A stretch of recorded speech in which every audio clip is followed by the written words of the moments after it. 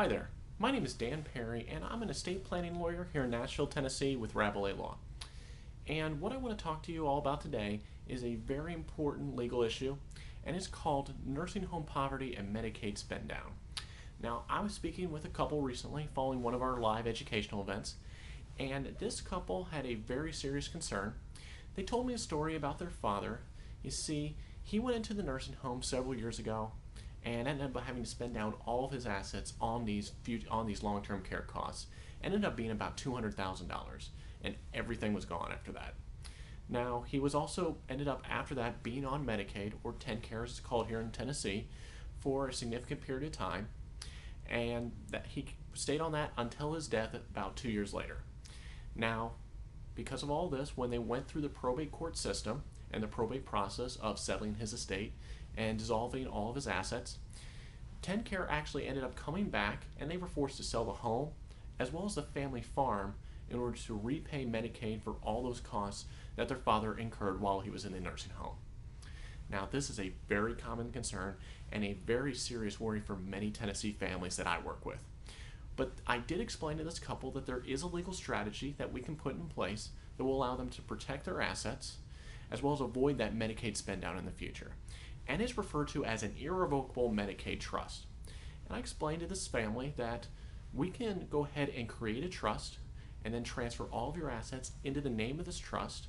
And so long as we do this 5 years before you go into a nursing home, then you won't have to spend your own assets on your future nursing home costs and expenses. However, there are several rules involved. First, all of your assets will need to be retitled into the name of this trust. Second, you're not going to be able to remove any of those trust assets out of the trust and put them directly back into your own name. And finally, you're going to have to set all this up at least 5 years before you go into a nursing home.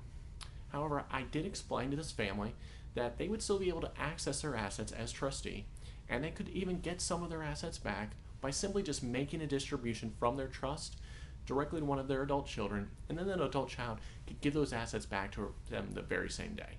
And just so long as everything was set up this way, they wouldn't have to spend their own money and their own assets and have to go through that Medicaid spend down or even Tennessee's estate recovery rights after they die for their surviving family members. Now, they were extremely excited that they could put something in place now to protect their assets while they're alive and provide this smooth transition to their loved ones when they're gone. So we went in and got started and put this irrevocable Medicaid trust in place.